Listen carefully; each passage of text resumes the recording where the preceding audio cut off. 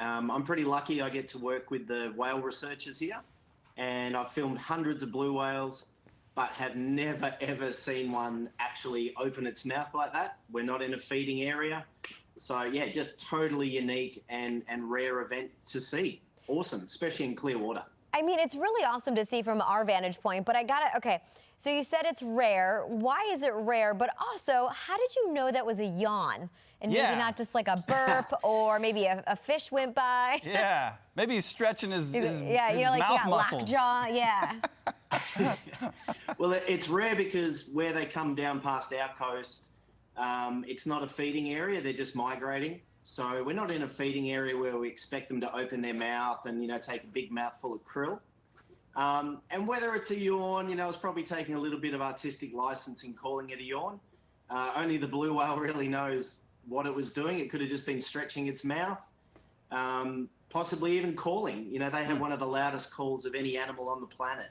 Gotcha. So what it was exactly doing, it's hard to say, but, you know, as humans, it sure looks like a yawn anyway. And they're traveling massive distances, so who can blame it if it was a little bit tired? That's right. If a whale does yawn, does it make the dad noise and go, oh, right? Like all us I think guys? that one kind of looked like it was, yeah. Maybe a belly scratch on the side. John didn't quite see the belly scratch, but. Yeah, thank goodness, I guess. Yeah, well, they're that shallow there that, you know, we have seen them literally kicking up puffs of sand. Oh, cool. It's the only place in the world you can see blue whales over sand, crystal clear water, you know, 4 to 5 meters deep. It's spectacular. It really was. All right, listen, we're a little bummed here that blue whales are endangered. Why is that? What's contributing to that?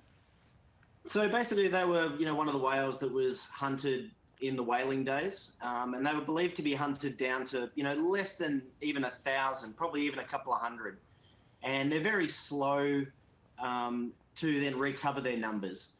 So it's just a process. It's going to take time to rebuild these populations, and we've just got to do everything we can in the meantime to give them the best chance to rebound.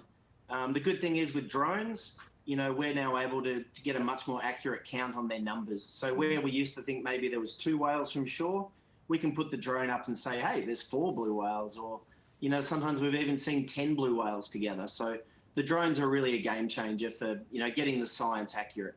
Yeah, we have to hand it to people like you bringing us this video that so many of us wouldn't be able to see, right? So aside from this one, any other moments or things you've captured out there in the ocean that maybe stuck out to you?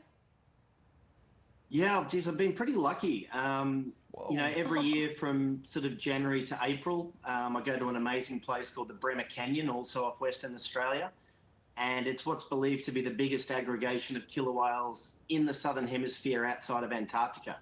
And earlier this year, we actually watched, boy, it would have been 60 to 80 killer whales actually hunt and kill a blue whale.